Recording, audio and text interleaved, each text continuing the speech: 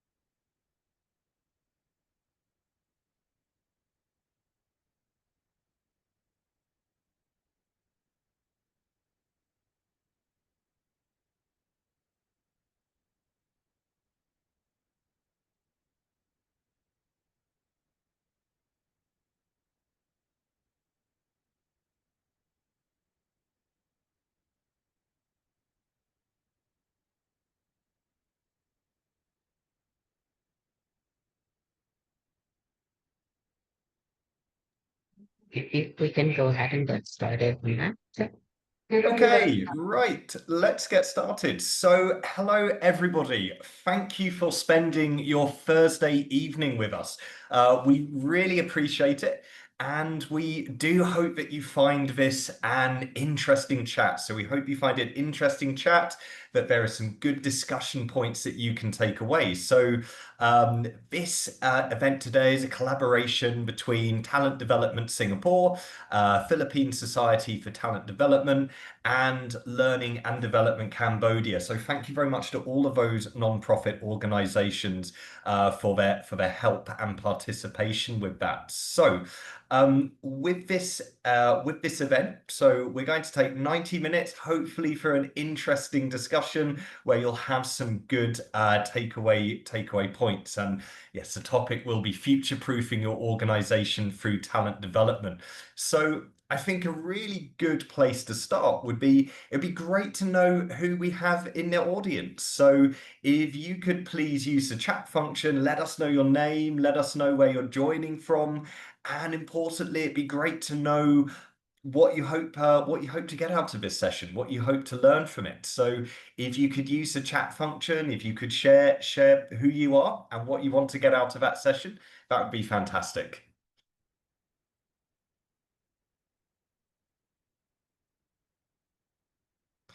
And in fact, I am going to stop sharing my screen now because I'd rather see everybody's face. So we'll make it a little bit more interactive. Makes it a bit easier to read these introductions as well. In terms of your view, please go up to the right-hand corner of your screen, and from there you can select if you just want to see the speaker or whether you want a gallery view. So please do that to choose the view that is optimal for you. So hello, thank you. We got a few people dropping their messages, which is great to see. Good evening. Hello, everyone. Hi. Yeah, if you guys are saying hello, which is fantastic. If you could let us know what you would like to get out of the session as well. Great to see. We've got people from Singapore, Australia, which is good. Hello. Philippines. I think we've got a lot of people from the Philippines here today, which is good. We're good to have people from everywhere. Great, excellent. We've got Cambodia, Hong Kong as well. So great. Good to see you guys joining in. Please do use this chat function as well. So please use this chat function. At the end of this session, we will as well be asking you for your questions that you want to ask. So we'll be leaving about 30 minutes to allow you to ask the questions that you want to ask as well. So please do use this chat function to put down any questions you have as well. If you have any, if going through the chat, there's any points where you think, I'd like to ask the guys those questions, please use this chat to do that. So first of all, should probably start with introducing myself, so who I am. So you can probably see on my screen behind me, it says Matthew Jones. You can just know me as Matt. So I am head of learning and development with JAC Group, which is a Japanese recruitment and staffing company. So I'm responsible for learning and development for their non-Japan, so for their overseas. So for their overseas part of their business. And I've recently got contacted by Arthoven, who will be one of our speakers, who asked me to join in with the Talent Development Singapore events. And they've been very interesting events. So I was more than happy to help out today. So more importantly, I think than my introduction, I think would be important to introduce our panel members. So in no particular order, we're going to start off with Rina Rivero, who is president of the Philippine Society of Talent Development. So welcome, Rina. Could you do a quick introduction of yourself, please? Sure. Thank you so much, Matt. Good afternoon, everybody. And yeah, my name is Rina Rivero from the Philippine Society for Talent Development. Been an active member, volunteer of the society since I think about really active was about 2020. But I've been following the society, been wanting to join PSTD back then since about 2016. But I'm glad that I'm part of the society, giving back to the members of the community. So I have a day job as well. So I'm also from PwC Philippines there. So yeah, happy to be here with you guys. Fantastic. Thank you very much, Rina. And I'm going to ask you one very workshoppy question, I'm afraid. What is one interesting thing about you that is not work related? Okay, so I'm currently in Cebu. As we speak, we are in the airport. So because we're preparing for the national convention of BSTD. So something interesting, I just finished running the Cebu Cordova expressway. So that's about 9.4 kilometers of the bridge and land that I crossed, something to, check off my bucket list. So there, I finished it by myself. So I was just alone. Fantastic. It makes it even more impressive. So thank you very much, Rina. Sounding very healthy. Okay, next on our list, we have Kong Pheaktra. You can call him Peter. He is the president and co-founder of Learning and Development Cambodia. So Peter, could you introduce yourself, please? Good evening, everyone. You can call me Peter. Currently, I am the president of L&D Cambodia, a not-for-profit community we established back in 2023. So myself, I was actually in the education sector for over 10 years. And then because I wanted to involve more in people development, so together with our co-founder, we founded this L&D community so that HR and L&D practitioners across Cambodia can come together to learn new things, to upskill, and also to connect with other people. And currently, I am also an independent learning facilitator and L&D consultant. So good to see everyone from the region. Fantastic. Thank you, Peter. You know what question's coming next? What's something interesting about you that isn't work or L&D related? Not L&D related, not work related. I would say working out. I spend a few days a week to work out. Yeah. Fantastic. Thank you. We have a very healthy panel today. So thank you, Peter. And last but not least, we have Arthoven, the man with a very interesting name. So Arthoven is the founder of Talent Development Singapore. So Arthoven, could you introduce yourself for everyone, please? Thank you, Matt. Thank you, everyone. Hi, everyone. I hope you guys are doing good from the Philippines, Singapore, Cambodia. I see Hong Kong, Australia. I do not know where else from the world you're dealing in, but very good to see all of you here today. Yeah, my name is Arthoven. I am the founder of Talent Development Singapore, and my passion is really to help talents to shine brighter. So I'm very glad. I want to thank Rina as well as Peter for agreeing to do this session together with us. You know, I approached them out of the blue. I say, hey, let's do something as a regional, as a region. You know, why don't we share what's happening in our countries? What are some of the exciting trends that's going on in talent development? And here we are. So I believe that all of you here, you also have a heart of wanting to grow others. That's why you're in this line of talent development. I hope that today's session will be helpful and meaningful for everyone. Yeah. And you Oh know what's yeah, a funny, little bit about myself. A little bit about myself. Arthoven? Yes, yes. Okay, a few things. Apart from being the founder of Talent Development Singapore, I own a very small boutique training company. So I'm really all about grooming the next generation of leaders and things like that lah. One interesting thing about myself, I think, would be my name, Arthoven. Let me share with you how it actually came about. My parents, they love music. So they took Beethoven, you know, the pianist that plays the song. Da, da, da, da, da, da, da, da, da.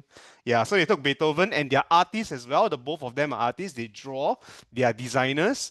And unfortunately, they lost their job due to, people, Canva. Yeah, so they took art and Beethoven, they put it together, and that's how you got my name, Arthoven. So yes, nice to meet you guys.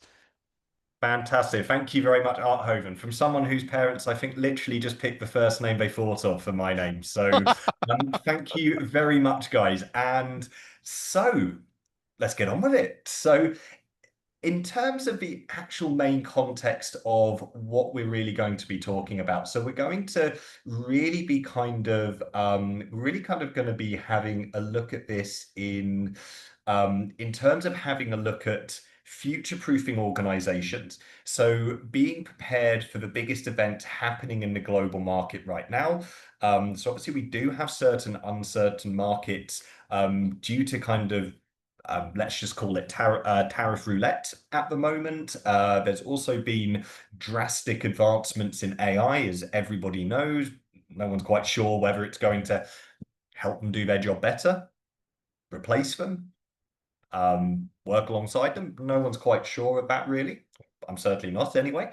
And then the other part we're going to have a look at is succession planning. So we're going to have a look at having a business plan in place to raise employees into leadership positions. And this is obviously very critical to future proofing as well.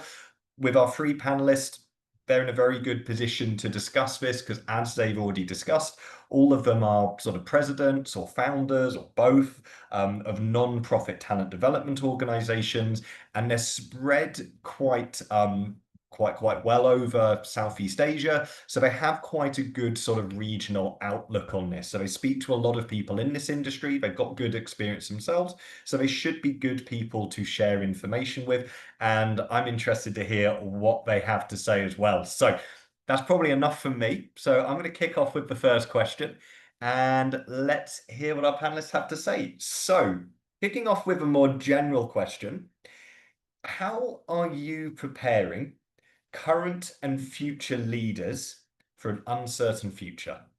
Over to you guys.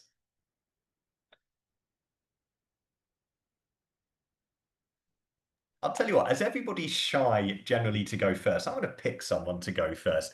As I know you better than the other two, Arthoven, I'm going to pick you to go first. How are you preparing current and future leaders for an uncertain future? Yes, yes, yes. Thank you. I was just waiting if anybody wants to go first. Yeah. Let's break this question down into two parts. Yeah. I think you talk about future proofing our organization. That's the first part. The second part would be the uncertain future. That would be the second part. And of course, we want to add in a perspective where we are all talent development leaders or talent developers of some sort, lah.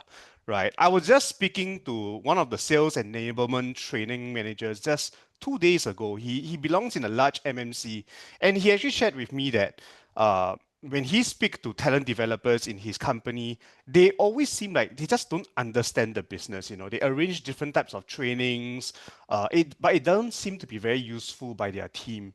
So the first point that I really wanted to share as talent developers is that we must know the business.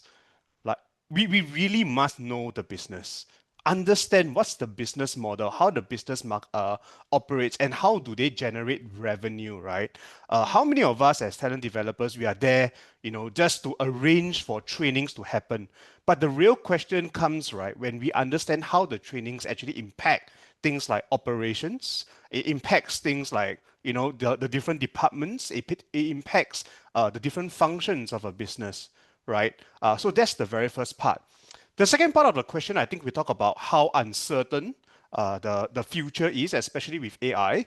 And this is where I would like all of us to think, is it really that uncertain? I think as humanity, right, we went through 3 different revolutions already. Right. In the first revolution, I think we call it the steam engine revolution. Right. That's where the first big change in the world happened, where the steam engine was first created. That's where new technology came up. And as L&D teams, right, or back then maybe you don't have L&D roles, but people who were invested in training others, we focus a lot on technical and mechanical skills. Then down the line, we face yet another revolution, which is the electricity, steel, your long distance communication, right? And that's where L&D role shifted again, right? Because of now we are able to make long distance calls, electricity and steel give birth to global trade. And what happened to L&D, right, is that these MNCs started to come up, right? With the rise of MNCs, L&D then took on the role where we need to cover more soft skills. How do you lead people? How do you engage different employees? And then we have our digital revolution, which is our CPU, our internet, and L&D then take on, computer, IT skills, digital communication, knowledge management, so on and so forth. Now, why am I sharing all of this, right? Is because I think in my opinion and my conversations with a lot of leaders, we always feel that understanding what's happening in our organization and understanding how it impacts us in the global landscape of things will impact how we future-proof our organizations, right? We are right now most probably going to enter our 4th revolution, which is the AI revolution. I think there are a lot of basic things that are ultimately going to be replaced, and this shapes what talent development should be like, right? We need to know the business model, know the business operations, and support the leaders in 2 main things. First, your soft skills will never, they will never go away. Change management, growth mindset, organizational agility so that they can pick on new tools and applications, so on and so forth. In terms of hard skills, I think a lot of employees nowadays, and I speak to a lot of these leaders, right, they are arranging for sessions to get their leaders exposed to more AI applications, right? How can we use AI in our different business operations to improve productivity? That is one of the key things that a lot of talent development leaders have been focusing on in terms of how to prepare ourselves in this time and age. Yeah. Okay, thank you very much, Arthoven. So very, very clear, very strong viewpoint there. I'm very interested to hear from Rena and Peter. Do you agree with Arthoven's viewpoint, or do you see things slightly differently? I totally agree with Art in terms of the understanding of business, right? So as an L&D person, when you prepare your leaders for the future, you have to look at the business strategies. More specifically, you need to look at the balance scorecard of the company, where it has 4 big areas to focus on to measure business performance, namely the financial part, the customer part, the internal process part, and learning and growth. So learning and growth is actually accounting for 25% of the overall business strategy. So when you prepare your leaders, it has to contribute to all these areas, right? So you need to make sure that your programs are preparing leaders to contribute to the financial part, which is it has to be cost effective, contribute to overall customer satisfaction, improve internal process like introducing new technology and operating procedures, and continuous learning as the last part of the business performance framework balance scorecard. And for uncertain future, I think from my recent experience, I implemented some programs to equip our leaders to be ready for the uncertainty, right? I would like to recommend three programs or three topics to focus on. First one is leading change. So when you talk about uncertainty, it's a change, right? It doesn't matter if it's change of operational procedures or a change of leadership. All the leaders, the middle management leaders have to be ready to cascade the change from the top to the bottom, right? And they have to be emotionally intelligent. They have to be very good at communication so that they can cascade the change effectively and doesn't affect the whole company. Uh, while they also need to be, they need to embrace growth mindset, meaning you face challenges all the time, so you need to accept and you need to have a positive mindset that this is normal, change is normal, as long as you know how to deal with the change. So this change management topic is very important for leaders, and I think this is aligned with what Ed mentioned earlier, change management. And one last thing is very important from my L&D perspective is building a learning culture. It doesn't matter if you are growing your business or you are in a difficult situation of the business. Learning has to continue. Your organization has to be a learning organization where uh, everyone is continuously learning. Their you know mechanism in place for people to give feedback, to introduce new ideas and innovations, so that the company can also continuously grow. So I think that's important, and I think it will equip leaders to face with any uncertainty in the future. Thank you. Great. Thank you very much, Peter. And Rena, what are your thoughts on that? Thank you, Peter. I think that's expanding on some of those ideas a bit. Yeah, so definitely great insights from Art and Peter over there.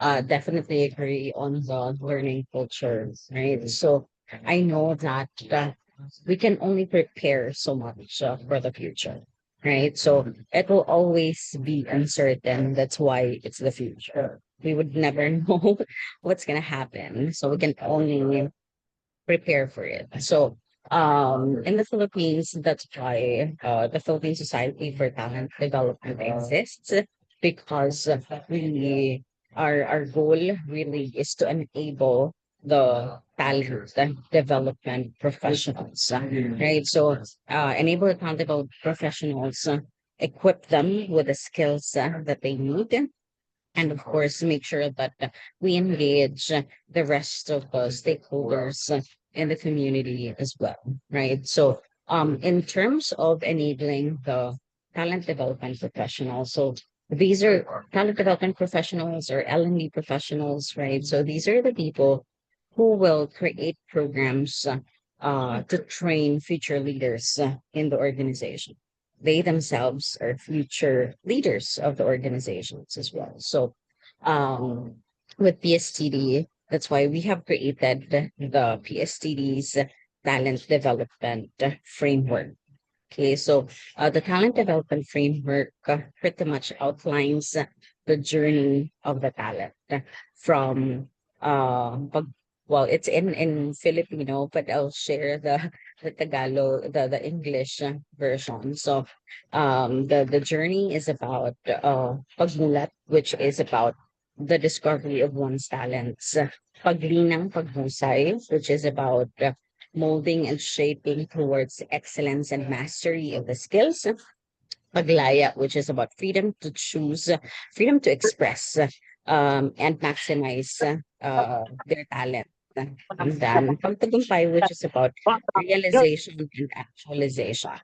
So that's the talent development journey that we have created here in PSTD, and which essentially supports L&D professionals, the also the other stakeholders in the organization, We also in the TD in our talent development framework, there are different components also. So which pretty much helps shape the future, helps or enable the talent development professionals, right? So we have the journey, which is what I've shared.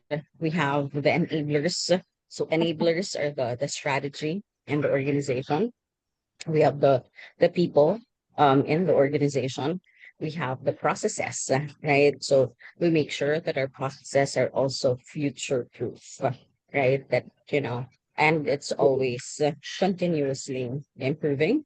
And of course, leveraging technology as well. So these are the enablers. And of course, we have other circles of, impact and influence in the organization, and making sure that the role of talent development professionals is clear in the organization. Because again, they're the ones who will enable and develop programs to make sure the talents in the organization are future ready, right? So even themselves, that's why I definitely agree with Peter on what he said earlier about building a learning culture, because as talent development professionals or L&D professionals, we should be championing that, right? So we should be able to have the foresight as to what are the future skills that we need to be able to prepare for and create programs for the talents in our organizations.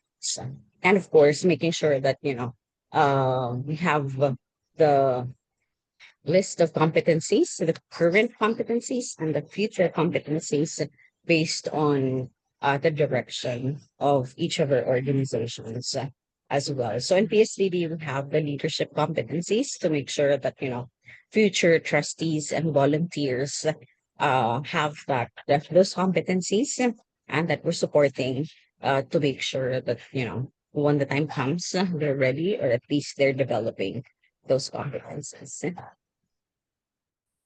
Great, thank you very much, Rena. If I could just make a quick request out to the audience, if you could keep yourselves on mute, that would be very much appreciated, as there is a little bit of background noise coming through. So thank you very much for that. So guys, thank you very much for those answers. I thought 3 quite different answers there.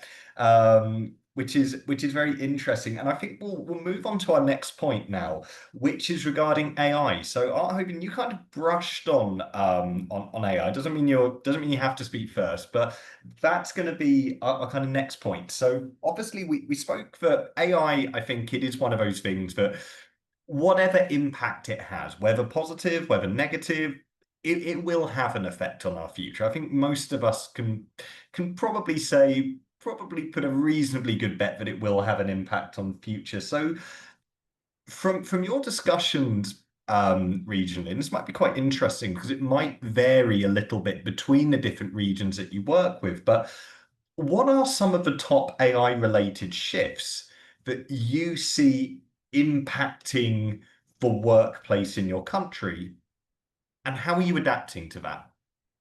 So what are the top AI related shifts you see happening, and how are you adapting to that? Yeah, I can probably take it on this time. So the full 3 things here in the Philippines, right? So one is about job displacement and job augmentation. So in the Philippines, according to the IMF, right, 14% of Filipino jobs are at risk of displacement, okay, because of AI, while 22% will undergo significant transformation due to AI. So there was a conference about this. There was a national skills summit held earlier on here in the Philippines, and they definitely outlined the impact of AI, even because we have generative AI, and then there's the rise of agentic AI also, which definitely have a big impact in the Philippines. So at the moment, the Department of Labor and Employment here in the Philippines is pushing for upskilling,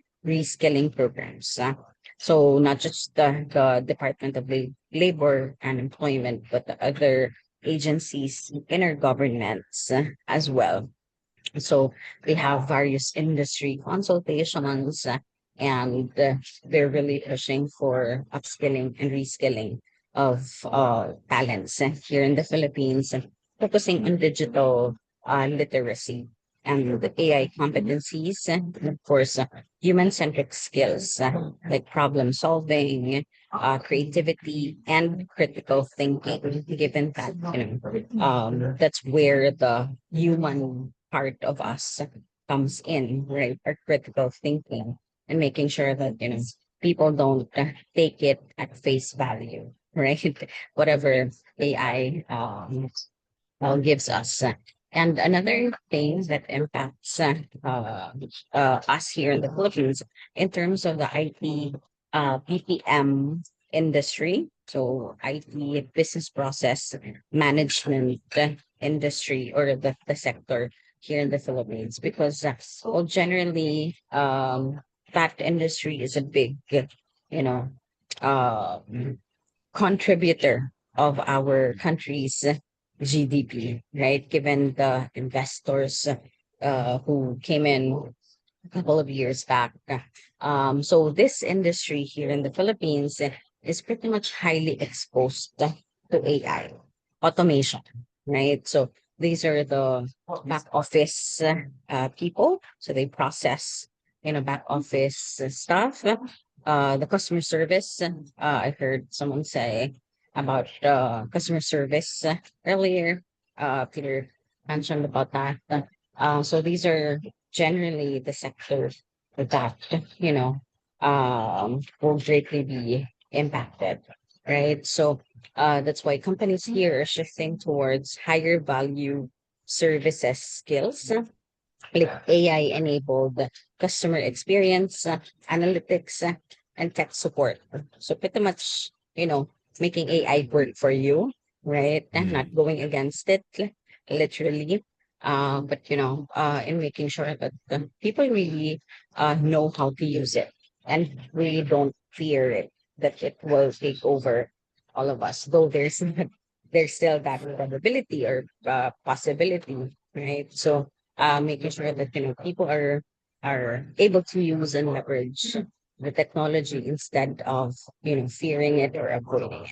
So training programs here now includes AI tools, chatbots, machine learning basics to future-proof workers here in the Philippines. And again, I'm happy to see that government agencies and the private sector are really working together to make sure that the Filipinos we may not have enough budget for it, given that we are a third world country.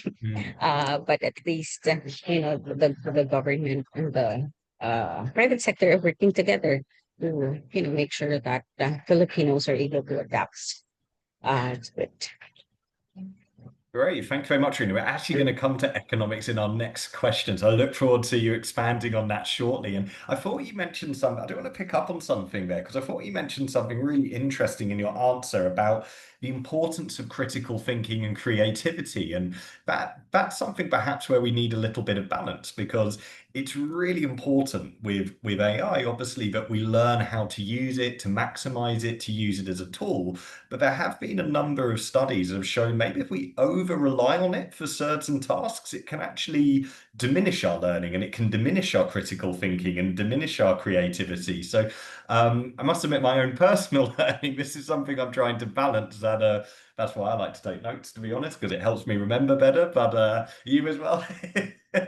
But I think that's an interesting. We may not have time to go into that today, but I think that's an interesting, particularly in the talent development and particularly learning and development field, that balance between learning to use the new tool, but essence, don't let it become a replacement for your own thinking is a difficult challenge. Anyway, I'm going to pass over to my other guests because I'm not the panelist here, so I'd love to hear from our other guests as well. So Pheaktra and Arthoven, what are your thoughts on this?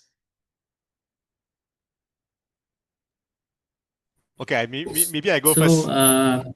Okay, Peter, please go ahead. Sorry, guys. I think we have a slight delay with Peter's internet, which is why there's sometimes that little bit of a lag. So please do bear with us with that. Okay, Okay, Arthoven, I have a few things to say here. So for Cambodia, to the best of my knowledge, on the national level, I think AI is still very new to Cambodia. According to the Ministry of Post and Telecommunication, they are working on a 5-year plan, 2025-2030, on like a national AI strategy. So this strategy will help to focus on the skills development for a lot of industries such as the education sector, tourism, especially also in the SME aspect. So I think we will see some progress soon in Cambodia in terms of AI progress for Cambodia workforce from the government level. From the private sector level, I have noticed a lot of the rise of AI training programs for students and for working professionals. So I've also noticed that a lot of working professionals are leveraging AI to improve their productivity, um, especially for the sales and marketing people. You know, they because for these roles they depend largely on social media and digital platforms. So it has good impact on their productivity because they spend less time on creating digital content to communicate their product and services. And also they create like tailor-made marketing communication messages to their target audience. So I think there is a positive impact on their personal productivity. And for me personally, because we are talking about how we are adapting to this as an L&D practitioner, I use a lot of AI for my own, learning content development, as well as part of my training program. So I think for L&D practitioner, for talent development people, AI is a good support.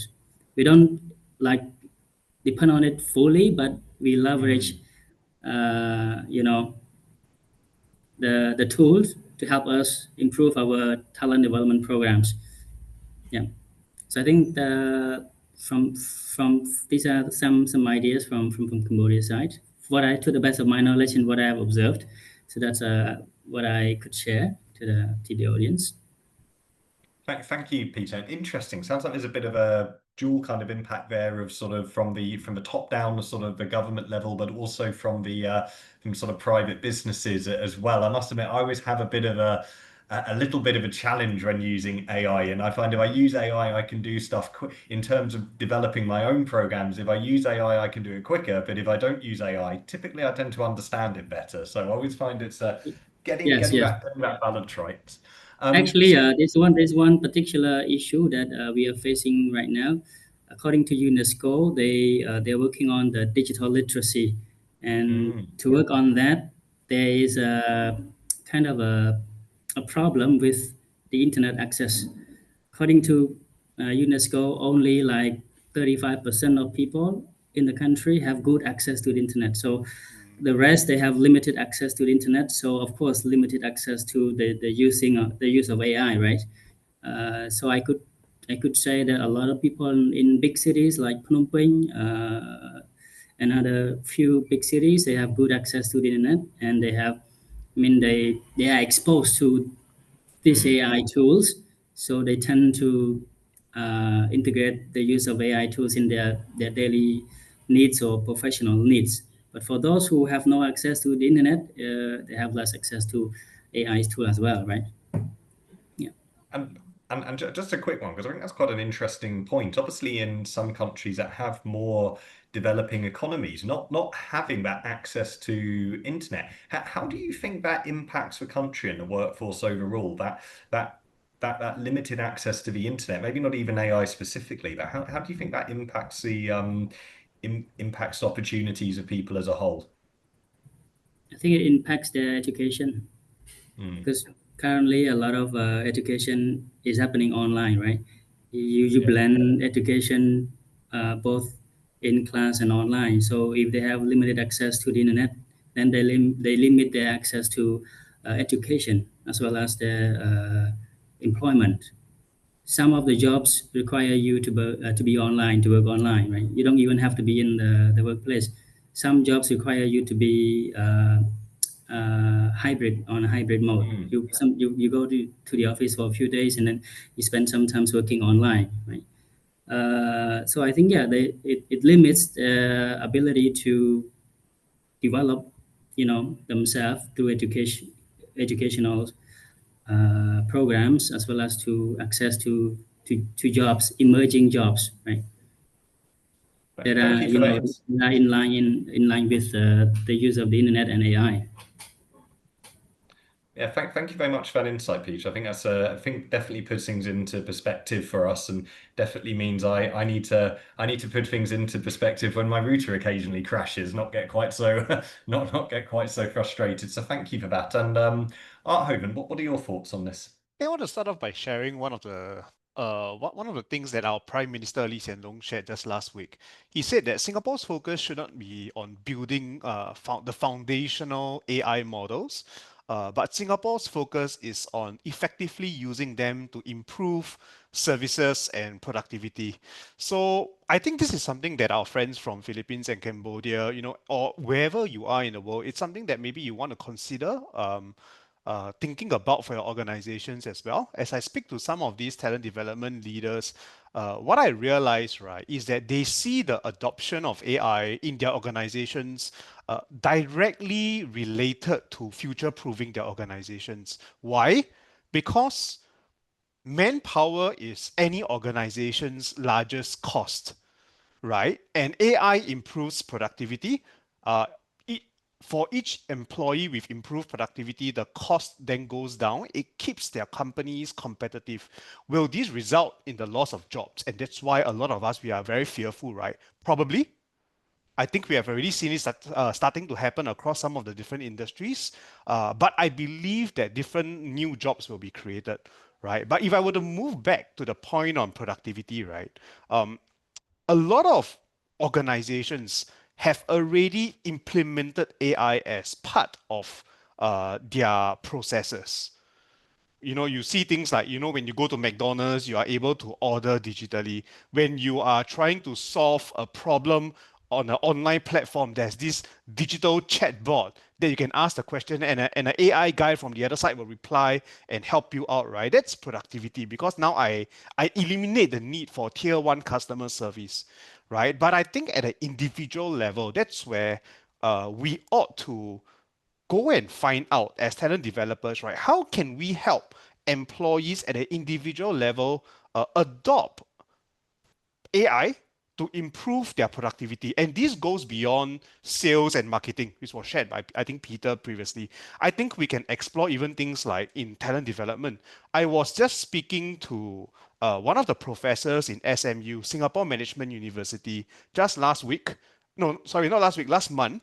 And he was telling me how their team has basically built an application that allows the churning out of online virtual programs based on an organization's knowledge base.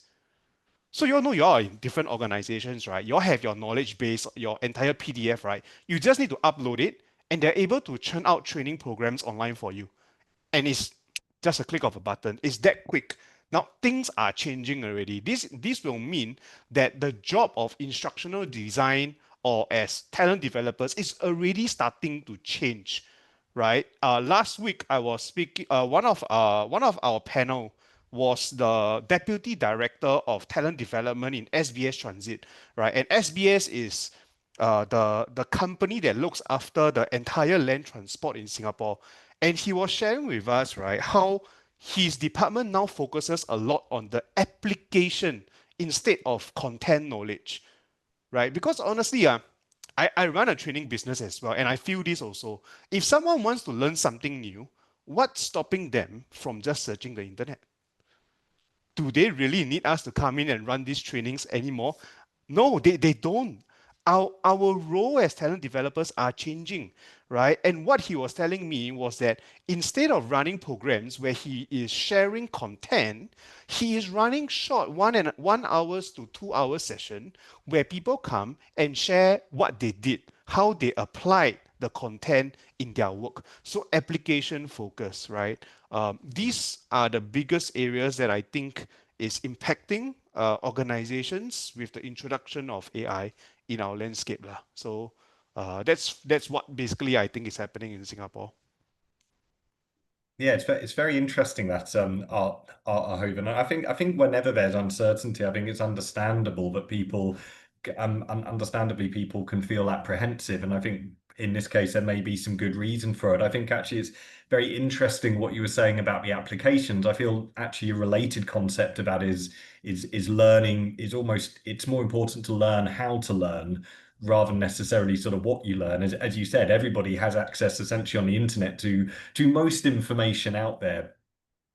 But do most people know what to do, including myself? Do most people know what to do with that? If we had that, we've got that knowledge, but do we know how to utilize it fully? So I think that's a really interesting point in applications. Okay, so we're going to move on to our next question. So just for the audience's reference, we should finish up this questioning probably by about 10 minutes past 8. And at that point, I will open it up to the to all of you, and it'd be great to hear your questions as well. Might even be finished with our questions a little earlier, but we'll aim for about 10 minutes past 8. Then it'd be great to get your questions as well. So on that note, our next question is economic pressures, which I know you guys sort of hinted at a little bit. So in terms of economics, obviously things have been, let's just say it, things have been fairly tumultuous over the recent few months. And there have been some increased pressures on companies, in fact, probably economic pressures, not even over the last few months, but let's be honest, last few years. So how have economic pressures shifted the expectations or budgets for talent development or learning and development functions in your region? So it might not have affected them, or it might have affected them. So how have the economic pressures affected talent development and learning development functions? If they have been affected, how are you adapting? Over to you guys. Yeah, so here in the Philippines, I think we're probably similar to the other countries, right? But for speaking generally, here in the Philippines, uh, budget compression and strategic reprioritization. So just, putting the beautiful word for cost cutting, right? But essentially, many L&D professionals or organizations report that tighter budget, right? Right. At the moment with the PSTD, right? So we're about to have our national convention. So some of them, well, some participants were still able to have their budget approved. Some of them got declined, right? Given the shifts in the priorities of the organization. Even from our sponsors as well. So some sponsors would usually, you know, really avail of getting a booth in the convention. But now, given the financial impact in the organization, they still committed. But, instead of getting a booth, they're sending something in kind, right? So there's still that, compromises that's being done in terms of, so this is where we get more creative also, right? So we know that some financially it may have an impact to us, but we get more creative with the solutions, making sure that we're still able to deliver the same quality of service to our talents and the organization. So if you cannot, like for us in the organization, if you cannot send everybody to training, we just send probably 2 people to the training, and those 2 people will do the knowledge transfer within the organization, right? So it may not be the same experience, but at least we're able to send at least two, and those two will do the knowledge transfer, right? So, another point with us in the Philippines is, again, going back to the support of the government also. So, upskilling is national imperative, right? So, we have a a Philippine development plan, right? 2023 to 2028. It prioritizes digital transformation and human capital investment amid economic uncertainty, right? So that's why the other agencies are doing micro credentials.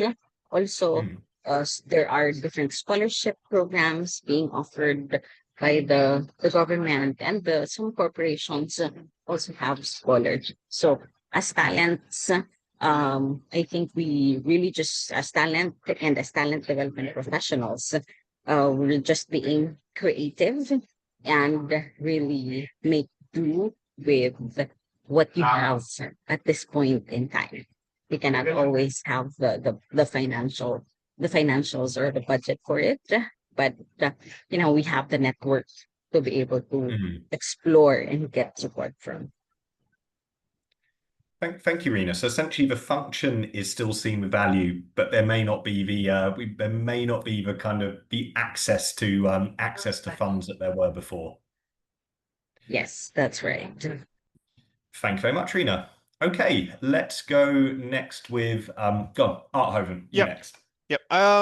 Yeah, I think I really like what Rina shared. I want to build on it a little bit. I think Rina shared a little bit about cost cutting in a lot of organizations where we face even smaller budget. Here in Singapore, we not only agree to that, we actually built on it where we don't see it as cost cutting, we see it as cost transfer, right? And the reason why we call it cost transfer, or at least I see it as cost transfer, is because companies are not willing to take responsibility for the growth of their employees and therefore they cut training budget.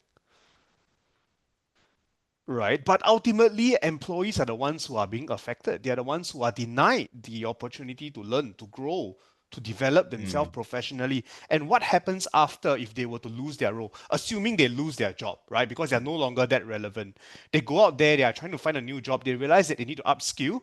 They go and look for their own training, right? So to me, training is not something that just disappears, or it is something that is evergreen. It can never disappear because people always need to keep up to what's happening in the market, right? It's just who is funding it, right? So if you're in an organization with a full-fledged talent development department and they're investing in your employees' growth, right? My advice is make full use of it, right? Otherwise, it's just a matter of time where the money comes from your own pocket.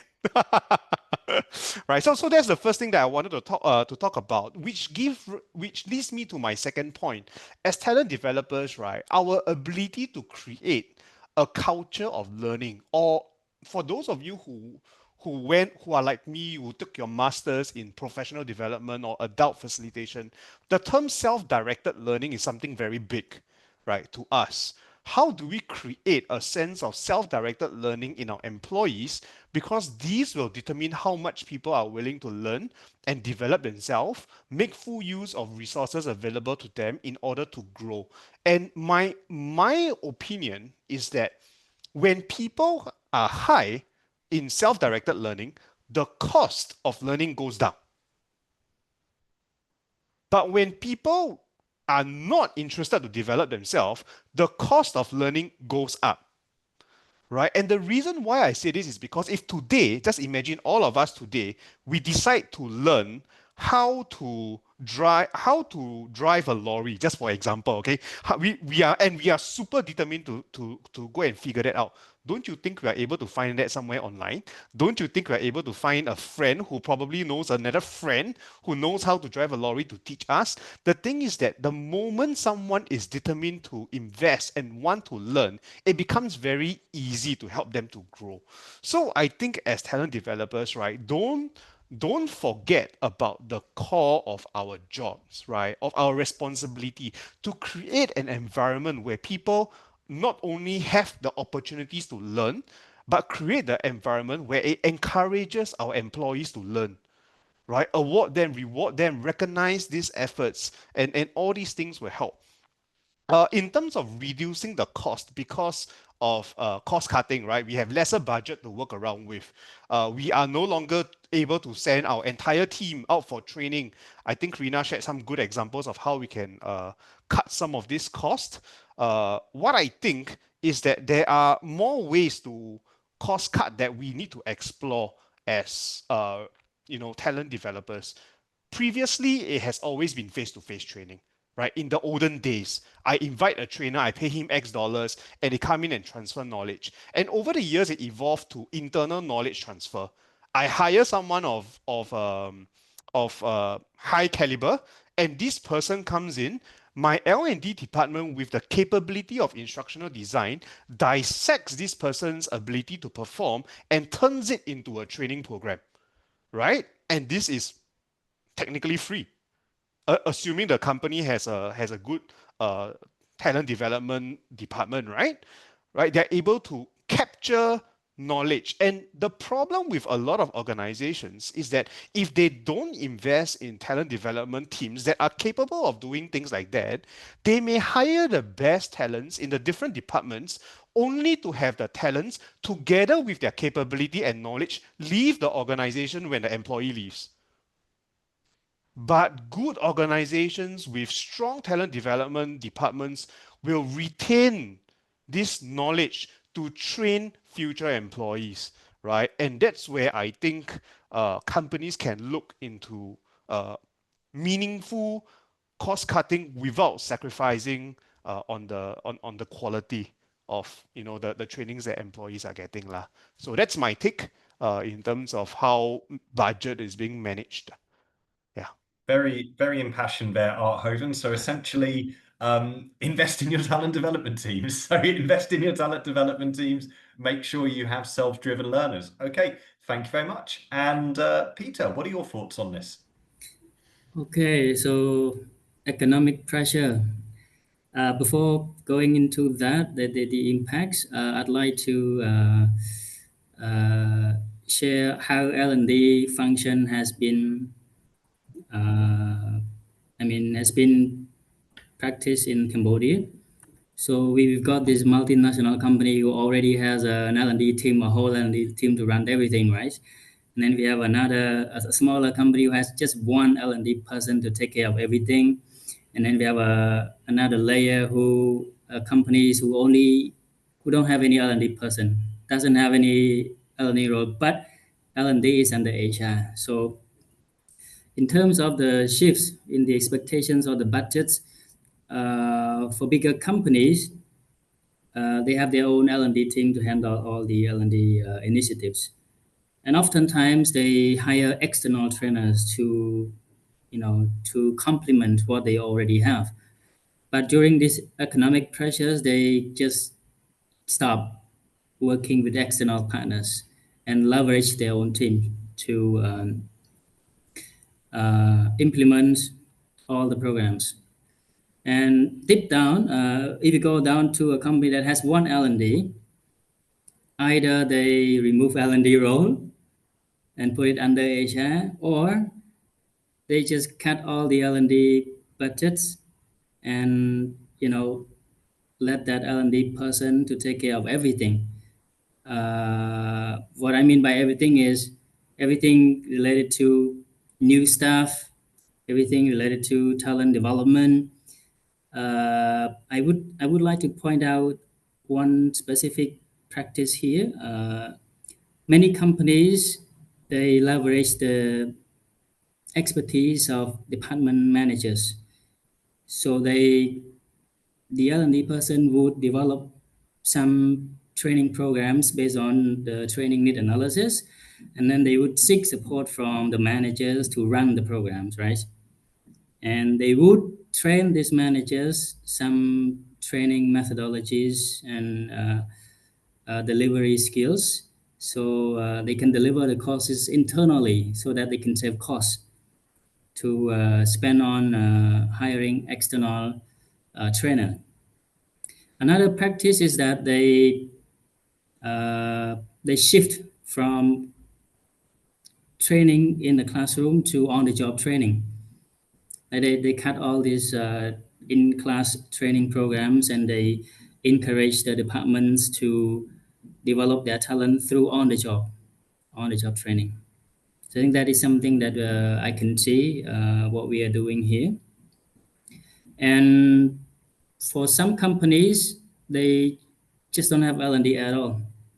I have seen some companies who haven't done any training in the last couple of years due to the economic impact.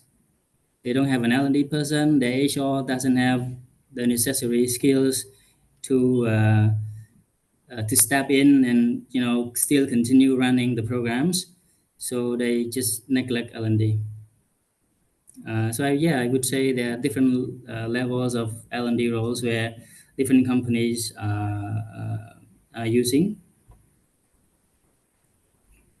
Yeah, Okay, I mean, even great. if I can just add on just a real quick point, I think to on top of what Very quick, Peter, Arthoven. We're running out of time. just 1 minute, right? With all the different budget cuts that we are facing, one of the things that I'm hoping to achieve with talent development Singapore is that we introduce exchange programs between L&D leaders, right?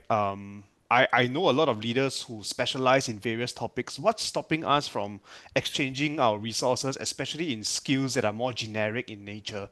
These are transferable, shareable skills, right? Why can't we just like, hey, why don't I run this program for you and you run yours for me, right? I mean, that would be pretty nice. I expose my employees to L&D departments from a different organization while keeping costs down. Well, build your network, create relationships, and exchange resources. Right? Why hoard them? Just why limit yourself to just your organization? True, but you might find challenges with that if they're your competition. That's So true. Yeah. especially kind of going to Peter's point of sales and marketing earlier, a lot of those companies are going to be in competition.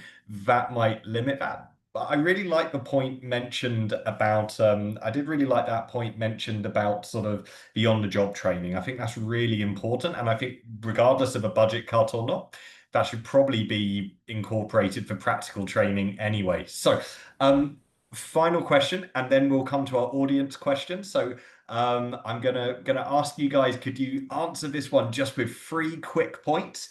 But looking ahead, what capabilities will matter most in an organization's talent pipeline? So I'm going to ask just for 3 very quick points from each of you from this one, because it'd be great to hear from our audience. So looking ahead, what capabilities will matter most in an organization's talent pipeline? Can I just go ahead? Yeah. Yeah, I think the three skills would be, first one, digital literacy. So all the leaders, all the employees must be very familiar with all the advancements of new technologies, AI tools, and stuff like that. And one more thing is the agility in learning to build a learning organization. So for sustainability of the company, everyone must have this agility in learning to continuously learn and develop themselves as well as the company as a whole. And the last point, I would say emotional resilience. So we face a lot of problems, challenges in work and life, especially during these economic pressures. But if we are emotionally resilient, we can get back up very quickly, and we can just go on with life and work. We don't, feel so depressed, and then the productivity goes down, right? We have to have a positive mindset, and we need to have resilience in everything we do. I think these are three key skills that I would recommend organizations to equip their leaders: digital literacy, uh, building learning organization, and building emotional resilience in their leaders to cope with change. Thank you. Okay, great. Thank you, Peter. Okay, Arthoven, Yeah. as Why you've why got don't I your just microphone on already, over to you. yeah. For me, the three things I think number one would be human and AI integration. Really learn how to utilize the tools available in the market. If we don't, we may be the ones who fall behind. So I think that's number one. Number two would be something similar to what Peter has shared, resilience and growth mindset. But I say this more for an individual than an organization. I think there will be displacements. It's something that's inevitable, but I think that new roles will come up. But every person's ability to then bounce back is then crucial. So that's why resilience, growth mindset, or any equivalent, something that help you to keep up with what's happening in these times. And last but not least, I think the third thing is something more interesting. It's what I think is very important now. It's negotiation, right? This is in light of what's happening with Trump's tariffs. I think a lot of organizations are looking at the contracts that they have signed, especially those year-long contracts, or that needs to be revisited because of how the terms have been changing. I think negotiation is a skill that is very, very important, especially now, even for employees who are not external facing. Internal managers also are finding the need to be able to negotiate, especially with their top talent, to retain them. I mean, truth be told, some companies are facing restructuring, right? They need to cut costs for whatever reasons, good or bad, but they want to retain these top talents, right? Negotiation is something that it's really important. Yeah. Agreed. I think it just goes under general, really good life skills, actually, that negotiation. So fully agreed with that. Okay, thank you very much, Arthoven. And last but not least, Rena, your three Yeah. top points here. Yeah. So for me, I'm not going to explain it anymore. But most, I'd say, the digital fluency and technical adaptability, human-centered leadership and emotional intelligence. And I'd say, like what I said earlier, strategic and critical thinking. Yeah, so those Fantastic. are the top three or six. All good. Thank you very I much, Rena. combined them. No, perfect. All good. Okay, everyone. So I'm going to ask you all very shortly to ask your questions for our panelists. But before we do that, if you could do Manila, something to make my, if you could do anong something to problema make my natin? evening, if you could all turn your cameras on. So I know some people may not be able to do so, and that's okay. But if you're comfortable turning your camera on, please do turn your camera on, and we will do a quick screenshot. Obviously, you're not going to be forced. If you really don't want to turn your camera on, you don't have to. But for everybody that's happy to turn their camera on, please do so. We can do a quick screenshot to share online if you guys wouldn't mind. Oh, fantastic. Get to see your wonderful faces. So thank you, everyone. See everyone's happy, smiley faces. Well, some Oh, people hi, not, Sean. but still smart. Hi, But Sean. still, Hi, yeah. Eric. I see a lot of people that I know as well. My friends, Hello, I think some of them in everyone. Philippines as well. Hello, Oh, guys. this is great. Give everybody a few minutes. Remember to smile, guys. You're gonna be on picture in a minute. So let's just see if we can get a couple of other people turning their cameras on. Or no, I think this is good. This is good. Excellent. Smiley, happy faces, everyone. We're going to now my laptop has a tendency to turn itself off when I do a screenshot. So hopefully that doesn't happen. But okay, 3, 2, 1, everyone, smile. I want to see all your white teeth. Do you use Dali or Colgate?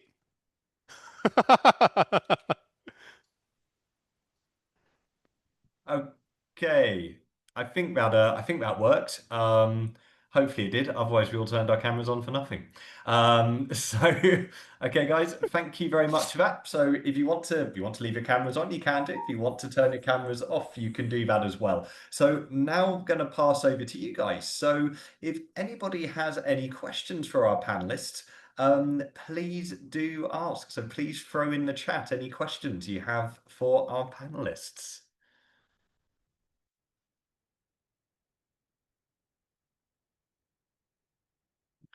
So give you guys a few minutes to see who has any questions. So from any of the comments that they made so far, any of their points they made, does anybody have any questions? Anything perhaps you would like to ask them more? It could be about AI, it could be about economic situations, it might be about something particular to do with one of the countries that they work on.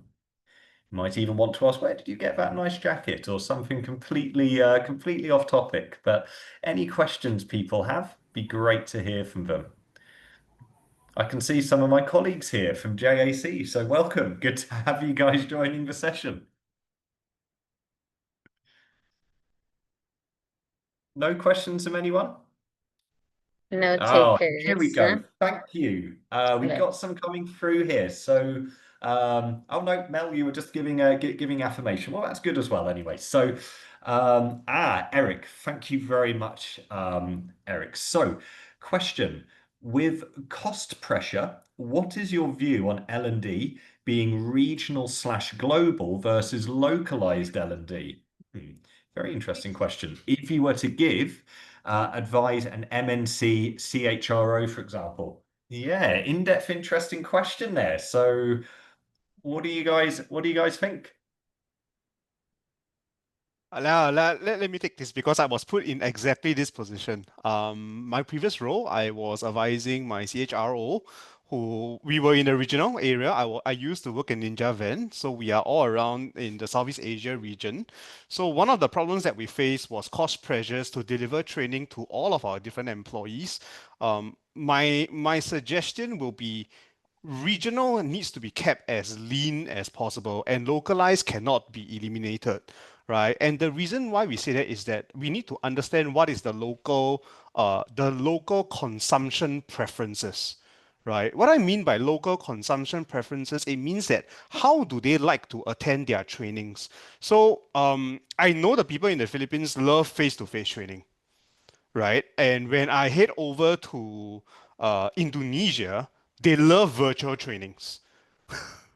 So it's very different in terms of what type of trainings that employees prefer to go for, and depending on which country you're from. If you're from Singapore, I think face-to-face trainings are not an issue, right? But if you're talking about our neighbors who are a lot bigger geographically, right? In order to bring training to the different parts of the region, it's going to cost money. It's either you need to bring the trainer down or you need to bring everyone to you, right? Either way, it's going to cost a lot of money. So I think it is important to have a regional so that as an entire MMC, you're able to align what the employees are going through in terms of their training towards the regional objective for the organization, but it must be contextualized by the local teams in their different local regions or local countries, and they are the ones who actually do the hard work, invest the blood, sweat, and tears to deliver these trainings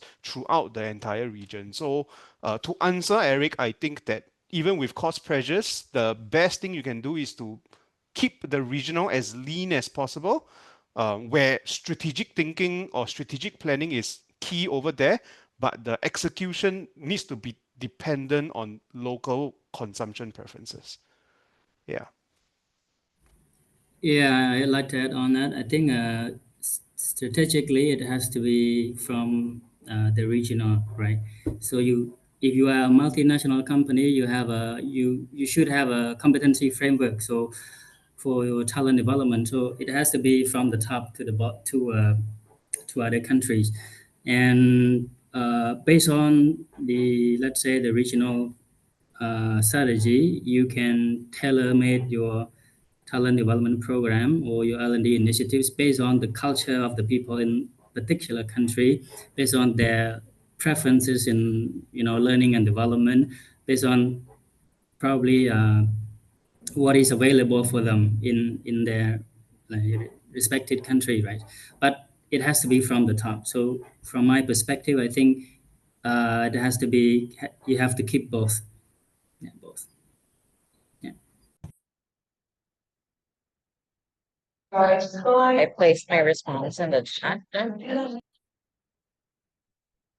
Oh, Rena, you took the easy way, but it's a good answer as well. Okay, so Rena's posted her answer in the chat, and we have another question. So thank you very much, Jonathan, for the question here. So, how will you educate business leaders who have a poor understanding of talent development? The usual leaders who only want the number of employees trained under the guise of Scaling learning, but does not regard sound content development procedures that should have aligned to critical skill needs. Have you encountered this personally, Jonathan? It's a good question. I think quite a number of people have probably encountered this one. So thank you very much for the question. So again, let's hear from you guys. What do you think of this? Business leaders that have a poor understanding of talent development. How do you guys deal with this? Or educate? Let's not say deal with, educate. I think from my experience, actually, I think yesterday I created a poll on my Telegram and LinkedIn, asking how would people rate L&D literacy for HR leaders and business leaders. Like, do they have low understanding of L&D? Do they have a moderate understanding of L&D, high and very high? Most people voted moderate. So meaning a lot of business leaders and HR have like limited understanding of L&D. So for me personally, I think as an L&D or a talent development practitioner, we have to be very knowledgeable and skillful ourselves before we can influence business leaders. Like we know what we're talking about. We know how much how our role is impacting business results, right? So if we can, first, we are knowledgeable. Second, we are very skillful in whatever we do and whatever projects we implement.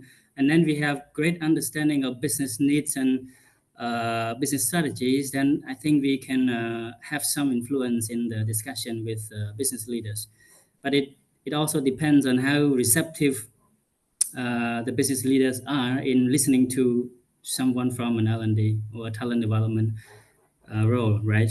So another good point would be to make sure that you have an alignment with your CHRO before you have this L&D discussion with business leader, right? Yeah. So that's what I did in my previous experience. Everything I had in mind, I made sure that I knew what I was doing. I knew the expected outcomes of what I was going to do. And I had to speak to my director of HR for alignment. And then, of course, later on, I requested a meeting with the GM or the CEO to discuss. So I think if we are knowledgeable, skillful, we contribute to business strategies, and more likely we can influence. Maybe it takes sometimes, but I think positively we can influence. Thank you. Thank you very much. Yeah, so from me, I think we must speak in a language that they can understand, right? And that is in dollars and cents. I think all of us here are in some way talent developers, right? You probably would have planned some training in some form or another and would have calculated the cost of it, right? Most of us, I believe, would have calculated, for example, the cost of inviting a trainer or speaker down. We probably would have included the cost of the venue. We probably would have included the cost of maybe food and drinks and all the little logistic requirements that that adds up, you know, the little dollars here and there. But a lot of times, one of the key costs that we forget to include as L&D practitioners is manpower cost away from their workstations. For every employee that attends your training, that's 2-3 hours away from the job that they are supposed to do.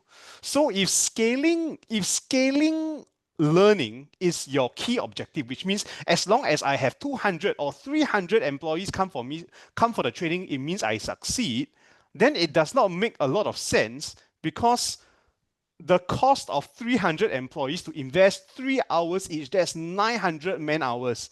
That's the cost of the training that you have just run, right? And how much returns are you really getting? Does every single one of the 900 require that same training just for the sake of scaling the learning? I think a lot of times, especially in Singapore, the leaders that I work with, some of the leaders are here in this room as well. They have been sharing with me that customized learning is now more important than just scaling the numbers, right? Different people need to go for different types of training.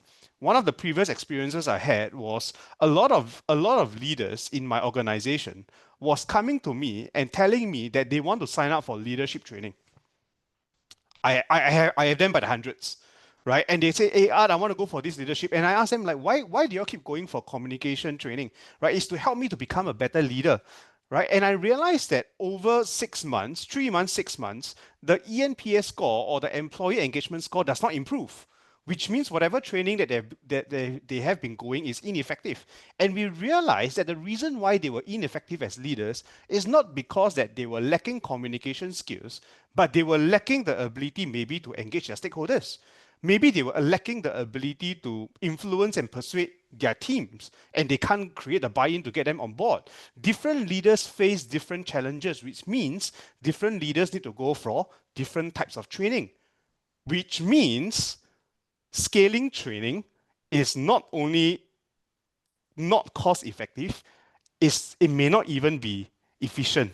It may not even be getting you any results to begin with, right? So this is one of the things that I shared it this way with my then boss, and we realized that, hey, it's not about scaling, it's not about the numbers, it's about giving people that one training that they really need in order to make a difference in the job that they're doing, right? So that's how we manage to engage and convince them lah. I hope that answers your question. Thank you. Thank you very much. Rena, anything from you as well? Yeah, so I added in the chat box the roles and responsibilities of different stakeholders in talent development, right? So that includes organizational leaders, functional and HR leaders, line managers, HR, L&D managers, and practitioners. So I think the leaders need to be aware of their roles and responsibilities as well, right? Now another thing is that you have to be able to know your leaders also, right? So each leader would have different priorities as well. Know their language, know their personalities, know how to approach them, when to have something approved to them, right? And of course, like what Art and Peter have mentioned, making sure that what's in it for the business, what's in it for them as well, right? And present data and back it up with facts, right? To make sure that we get their buy-in, right? So stakeholders management 101. So making sure that you know them, what's important to them, what matters to them. Thank you. Thank you very much, guys. I'm actually going to add one little comment there as well, because this is something that's personally helped me. If you need someone senior, one of those business leaders, sometimes to sort of take your point seriously, find another business leader in the business that you've had success with. Then you get supporters in the business. So often if one of their peers will say, hey, look, I think you should take on board what so and so is suggesting. They did this with my team and they got good results. Often someone that does a similar position to them, giving that feedback, that's sometimes all you need for the buy-in and for them to take you seriously. Thank you very much, guys. I think we just about have enough time for Michael's question, because I think it's a very good question. So we're going to have to be quite quick, but I think it's a really good question. So I'd love us to just have time to have a look at this. So let's have a look at, so this one is, I think it's probably challenging for a lot of people. Business decisions are increasingly data-driven. How can we measure and show the value of soft skill development that may be harder to quantify or maybe harder to see the ROI? So I'm going to give you guys a difficult challenge of trying to answer this quite complex question with a short answer. Okay, I'll start first, then I'll pass over to Peter or Rina. For those of you who are really interested, I have one of the sessions that's going to happen for TDSG. I have invited 2 people who are PhD holders to talk about this topic. So if you're in Singapore, come and join us and you'll hear directly from them, right? But I want to share my perspective as well. I think that soft skills, it needs to be translated into data that matters to them, right? One of the experiences I had previously was we requested for a budget of 10,000 Sing dollars to invest into one leader. This one particular leader who was a head of a particular department. I can't say who because something happened. I'll tell you what happened, right? And it was rejected. Long story short, in a couple of months' time, this particular leader faced an exodus in his department, which means his department had about 18 to 20 employees. Every single one of them left, except for them, except for him, who is the leader. And we realized it was his inability rather, to connect, lead, and engage his employee. It's a real story, by the way. And what happened to the company is that we need to reinvest money to look for new talents because the department just can't shut down. We need to look for new talents. We need to rehire. We need to re-onboard people. We need to retrain our employee. And all these are costs, right? And we will not know that all these costs is going to incur until it really happens. So one of the things that we can do is that we need to translate soft skills into something that's observable. Are there certain behaviors that leaders should be displaying or not displaying, right, that can be seen and therefore measured? And when these behaviors are being captured, can they be transferred over to a matrix that matters to your stakeholders? For example, retention of employees. Right? Okay. Last month I had only 5% of people who drop out or who left. This month I only have 2%, for example. Right? Those are cost saving metrics. Yeah, I don't want to go too deep because I want to pass the time over to Thank you very much. I'd love to have a more in-depth answer, but we can't, unfortunately. Peter. So I have a few things to say here. First of all, I would like to draw your attention to the Kirkpatrick training evaluation framework. So in level 3 of Kirkpatrick, you measure impact, right? And for the soft skills, it's difficult to come up with a number, and also it takes some time, at least 3 months, for someone to use the knowledge and apply in their job for behavioral change, right? Like how the way they work, the way they think in their daily job. So it takes at least 3 months to measure. And how can you measure? I can give you an example of how you can measure a soft skill training. For example, in customer service skills training, you can measure by comparing the customer satisfaction score or net promoter score in your company from the last 3 months against another 3 months after your customer service staff joined the training program. So you can see that you will see if the training was effective or not by looking at the results, right? You can compare the scores. So that's something you can measure.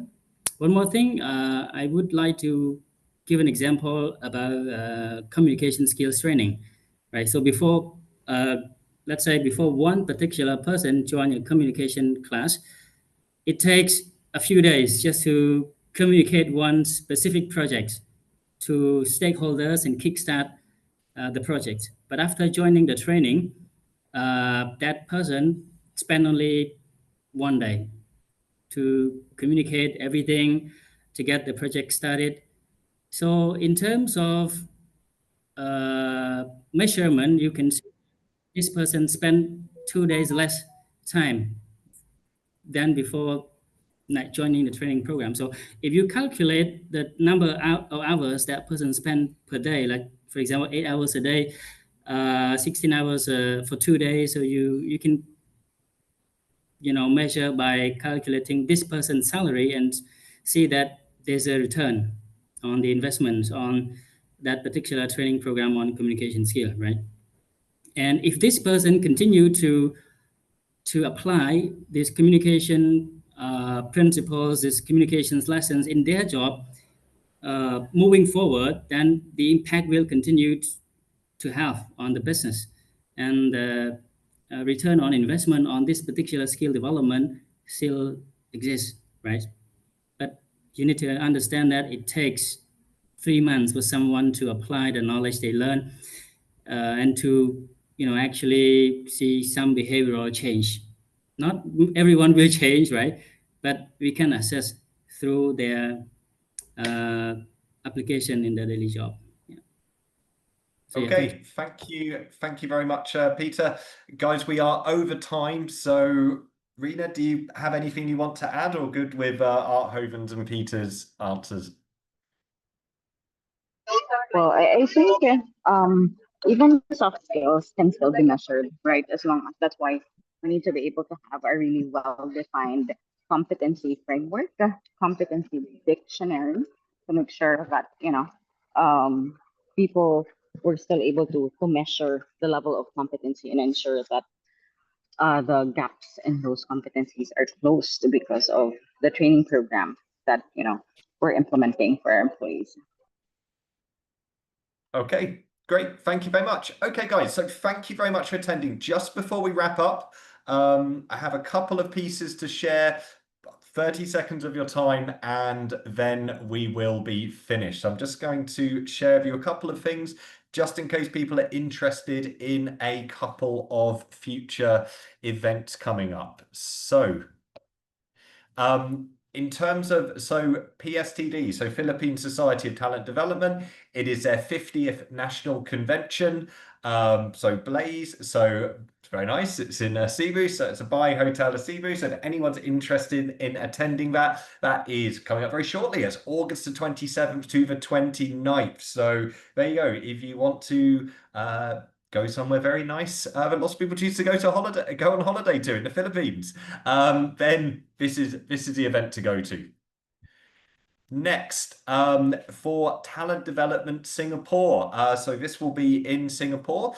There will be a piece on emerging technologies in learning and development. So all those AI topics we discussed earlier, this is an opportunity if you want to hear more about these. If you want to hear more about these, you want to learn more about this, this event is coming up also in August. So 20th of August. And that will be in Singapore. So two very respected people that are very knowledgeable on AI will be sharing their knowledge on this. So that is Talent Development Singapore, and also with Talent Development Singapore, there's also an event to help people. So Talent Talk. So for people thinking of joining the world of talent development, if anybody wants to be part of this, this is in September. This is for people who are either looking to get into the talent development space and want a bit of advice, or if as a senior talent professional, you want to sort of help mentor people and give your own advice, then there's the opportunity for that as well. So that is Talent Talks, and that is in September. We will share the details of this with you guys afterwards, and that is it. Peter, anything from Cambodia side?